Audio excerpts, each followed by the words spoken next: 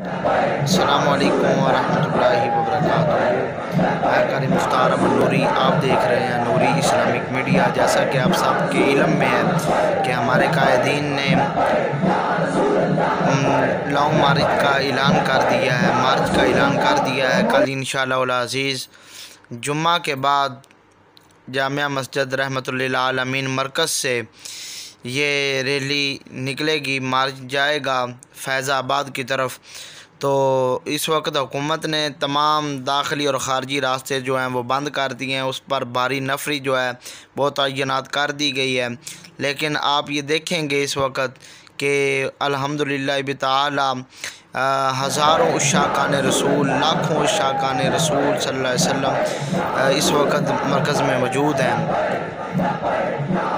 یہ آپ دیکھیں ہمارے قائدین نے جو اعلان کیا، آپ وہ پہلے ویڈیو سماعت فرمائیں ہمارے قائد محترم نے جو اعلان کیا۔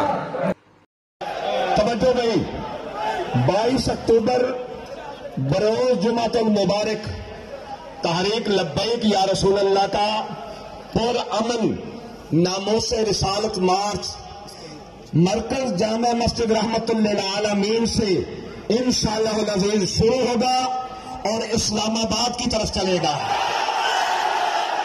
آپ نے دیکھا ان عاشقوں کا جذبہ، الحمدللہ بتعالی یہ عشاقان رسول فیض آباد کی طرف جائیں گے، اسلام آباد کی طرف جائیں گے، اور یہ موت سے ڈرنے والے نہیں ہیں۔ لیکن ہماری نااہل حکومت نے داخلی اور خارجی راستے جو ہیں وہ سب بند کر دیے ہیں، ان پر بھاری نفری جو ہے وہ تعینات کر دی گئی ہے۔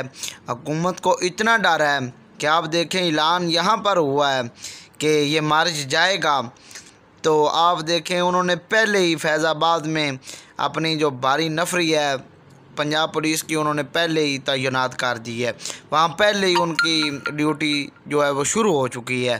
یہ رعب اور دبدبہ ہے ان عشاقان رسول کا، یہ گولیوں سے ڈرتے نہیں ہیں، یہ کسی سے نہیں ڈرتے، کوئی دنیا کی طاقت انہیں روک نہیں سکتی۔